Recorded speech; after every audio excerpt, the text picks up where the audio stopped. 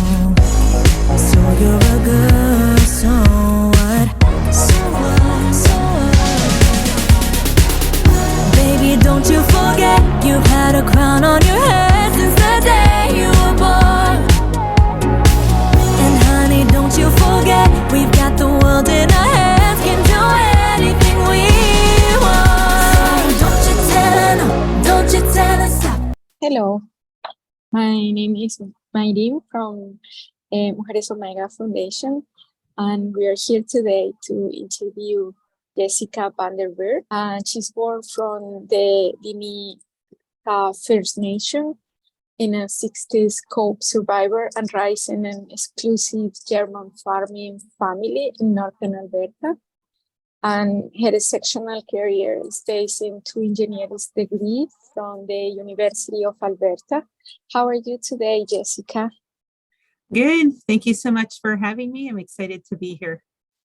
Yeah, I'm so excited too. You know, it's Aboriginal Awareness Month. Can you please share with us some of the initiatives that you are currently involved and that promote Indigenous awareness in the cultural exchange? Yeah, thank you for that question. There's quite a few different initiatives, programs, organizations with focus on truth and reconciliation within the country. For me, I am very passionate about outreach to our youth because I really think that youth need to be supported and a community built around them to ensure that doors are open to them and they're successful wherever they go. So for me, I'm part of an organization called Indigenous Team. And so we work with youth to open doors into STEM careers. So we do two-eyed seeing for all of our activities and events and initiatives. So things like teepees and telescopes. So combining elder star teachings with astrophysics, or we've done partnerships with First Lego Robotics, working to build robots, but the robots then get involved in robot powwows and things like this that really get youth excited about STEM careers and programs, but also allow us to go into the communities where the youth are. So things like that I'm involved in. And then that's so exciting. It is very exciting. And then for larger change, I'm involved in a number of different organizations that build networks between Indigenous people within the country and outside the country. So two I'd want to mention are ACES. ACES is the American Indian Society of Engineers and Scientists, based in the States, but also quite active within Canada. A lot of the universities have student chapters and there's professional chapters, and there's a number of conferences held where Indigenous STEM professionals and students, undergraduate and graduate students, can get together in a conference format. And then the last organization I want to mention is IndigiX. IndigiX gives opportunity for Indigenous professionals to make policy change at a national level, as well as create exchanges between countries of Indigenous people. So we had a chance to go in person to New Zealand to talk to the Maori and learn from their culture and learn from their ministers how the country has approached reconciliation. They have also come here to Canada to see how we handle reconciliation and work with our ministers. And through a number of virtual exchanges, we've also had a chance to connect with Indigenous people from Australia and Fiji and the United States to all think together on where policy can shift within our own countries. So things like that I get involved in. Wow, that's so exciting. It is so charming to think that it's only here in Canada that happens, right? It's actually worldwide.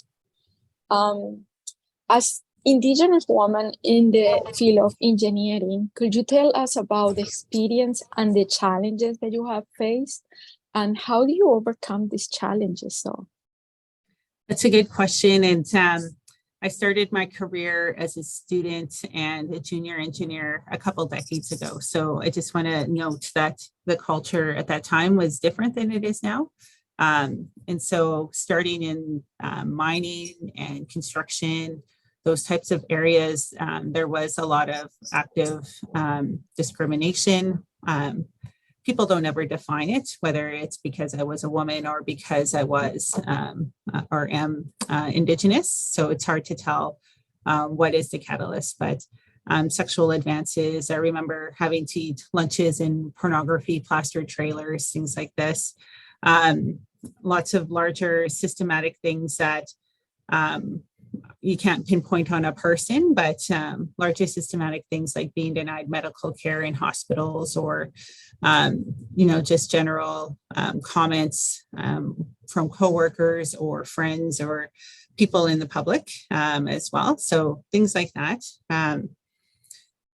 And I think for overcoming the challenges, it's finding the right supports. So the right people who will truly listen and truly help and support.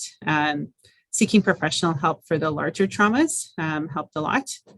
So psychiatrists and therapists and a medical team to help, especially if there was physical hurts as well. And then finding and building my own confidence so I could speak to my leaders and talk to the organization about it. And then sometimes having the courage to leave certain places because I didn't agree with the supports that were available. Yeah, and totally identify what you're saying. I myself a mechanical engineer, and as Latino, for sure there is some, can be identified as a minority here, right? But I see that there is, like you say, times have changed. I see a lot of initiative. Many companies created ERGs where, kind of supporting. And also, like I was last year part of Engineers Canada, the EWI panel to promote and talk about, and also, yeah, there is some, APEGA is also doing a lot of initiatives to bring, the 30 by 30, try to achieve the 30% of engineers in Canada to be women. That's very interesting, though. In what ways do you believe National Indigenous Awareness Month contributes to fostering understanding and unity within diverse communities, particularly between, Indigenous and Latin women in Canada, for example? This is a good question. When we have conversations about diverse demographics, Canada has a lot of diversity, whether it's between gender types or ethnic types, or whether you're internationally raised and trained and come to Canada, or if you have many generations within Canada or are Indigenous to Canada as well. So when it comes to the First Nations, Métis, Inuit history and current state of affairs within Canada, it's not public knowledge around the oppressive history that has been there that has led to the state that is here today. It's not taught in the K-12 systems or university systems or within organizations the way it should be. And things have improved on that front because of the calls to action. So things like Indigenous Awareness Month has come so we can talk about the oppressive history and then what do we do and move together. When it comes to relating to Latino people, especially women, I find that there are, as we just mentioned, there's a lot of countries, but especially in South America, that have undergone oppressive history and present as well. And usually with oppression towards ethnic background, there are countries too that have a lot of discrimination against women. And it seems like a lot of countries that goes hand in hand, right? So there definitely is, when it comes to people with intersectionality between an ethnic type and a gender type, the bundle is a lot heavier to bear. And then to enter into a profession where those identifiers weren't in the majority for a lot of time, it makes it harder in order to just be able to do the jobs that we want to do in the science, technology, engineering, math fields. Yeah, totally agree with you, because we're seen as some minorities in somehow, so that's why also that celebrating this month can bring awareness to at the same time to other groups. Totally agree. How do you see the relationship between Indigenous and Latino women in Canada? And what opportunities you think exist for mutual support between these communities? Because, for example, what we're doing with Mujeres Omega, and now registered as foundation here in Canada, is to try to bring somehow sort of networking and capacitation to women, right? I really and truly believe that woman needs education in so many areas, like financial education, like not just regular education, but also like sexual education. So many areas that haven't been really developed through this year. So I wonder how you actually see the relationship between Indigenous and Latin women in that matter. This is a good question because, what we're taught as Indigenous people is that there's space for everyone, right? And there's room for everybody in the circle. But there's also a role for the restoration of the matriarch system.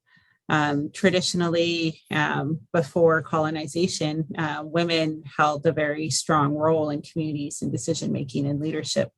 We are blessed to be child bearers. So we are blessed with the ability to read emotion and the ability to build community and foster safe places and spaces.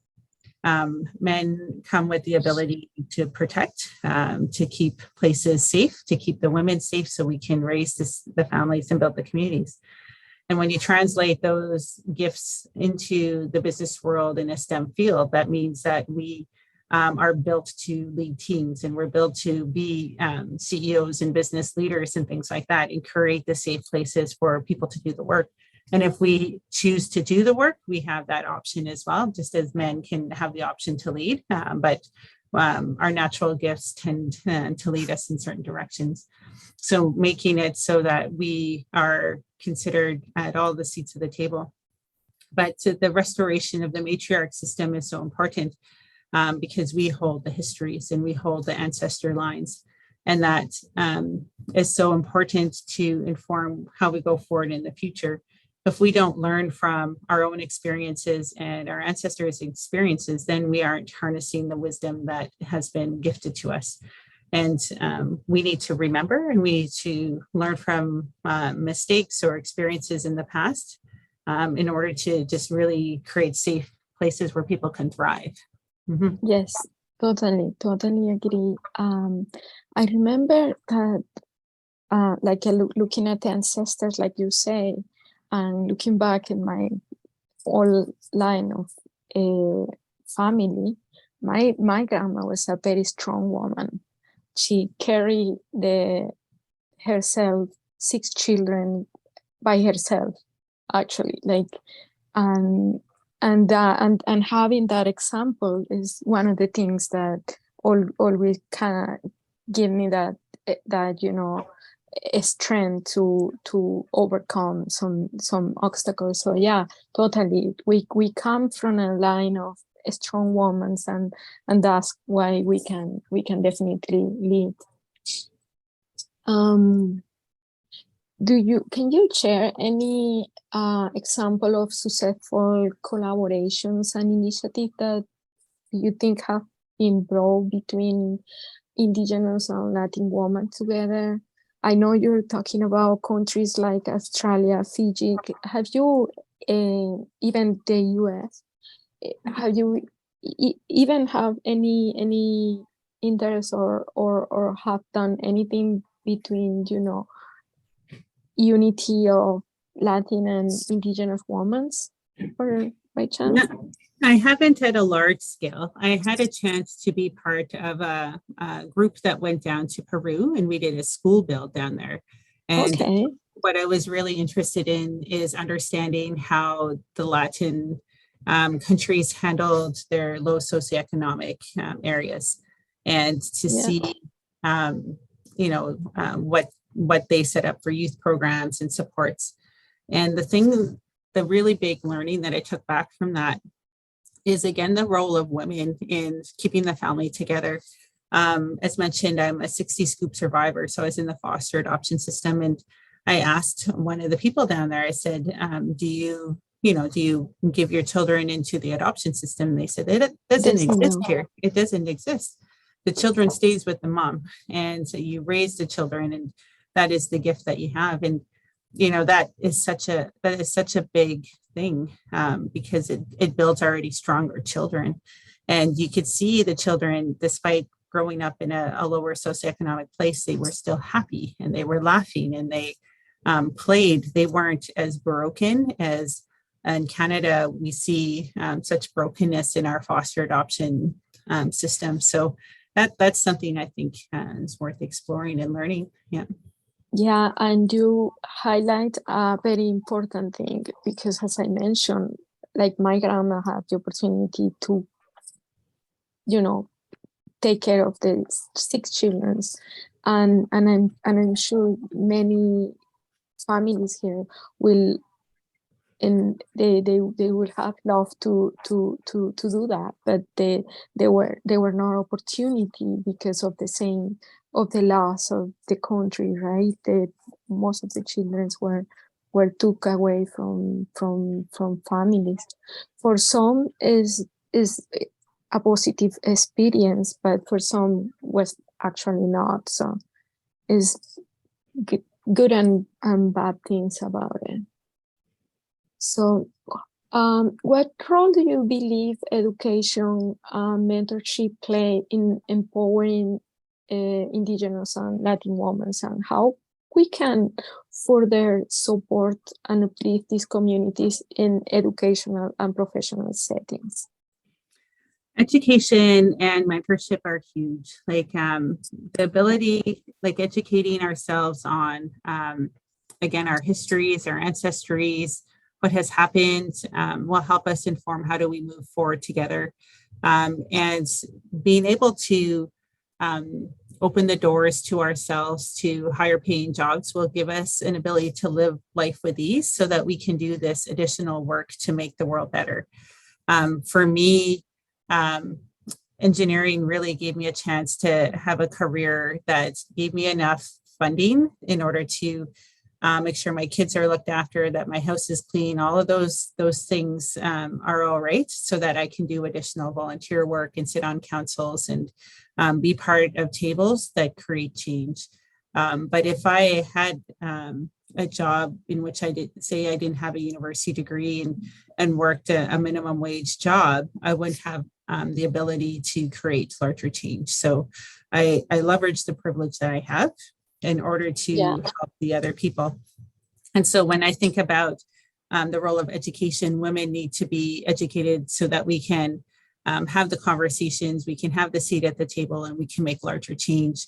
And mentorship plays a role in all of that, because it's hard work.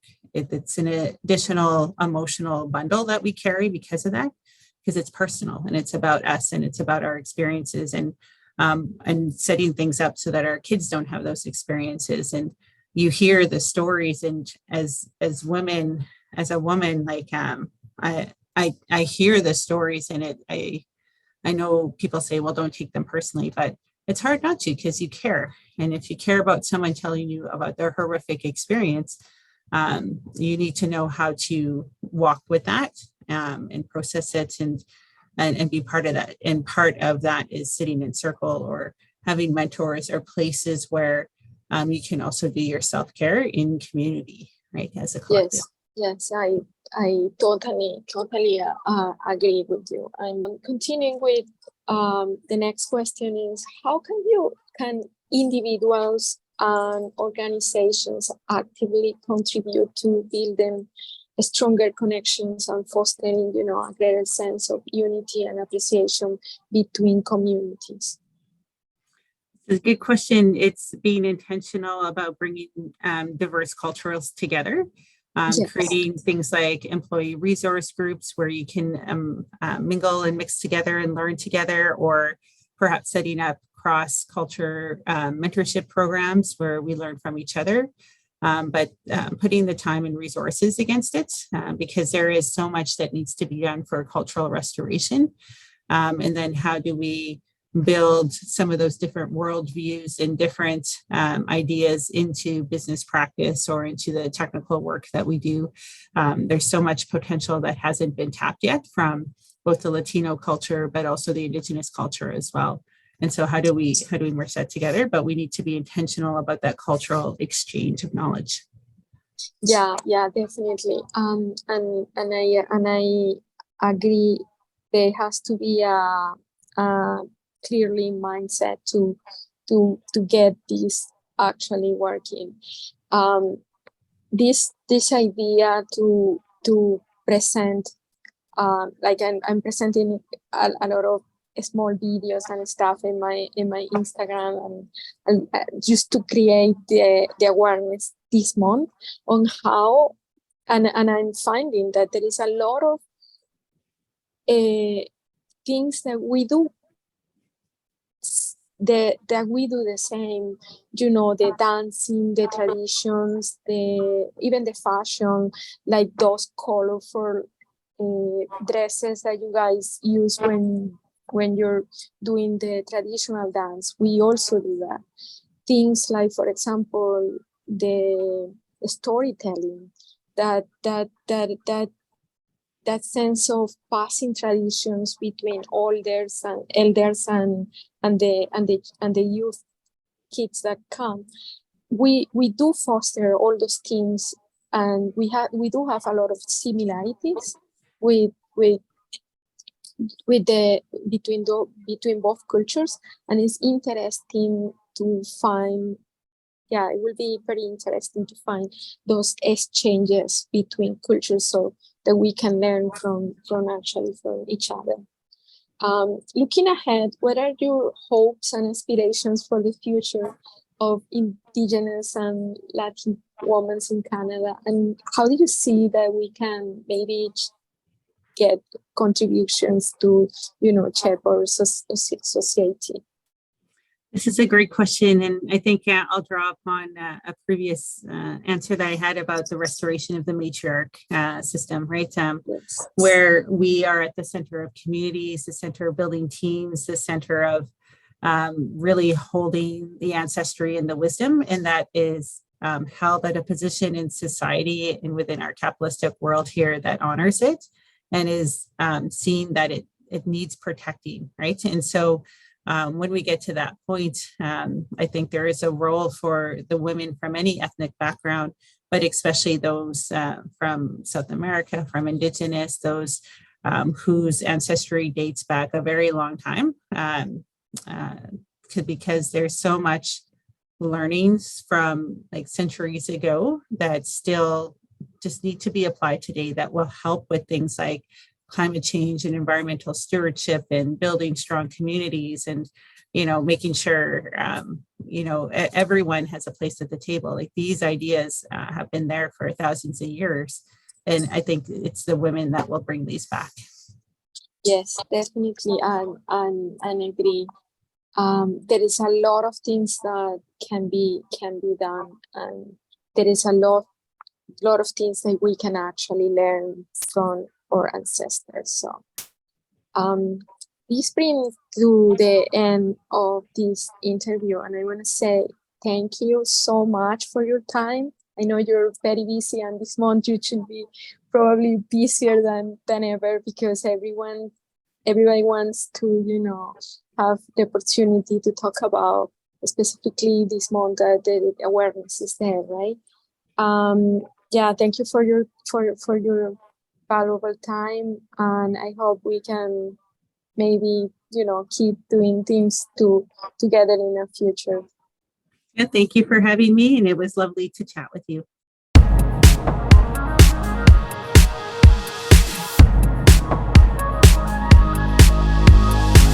So what they thinking loud, so what they think you're wrong, so what they tell you that you can and that you don't belong. So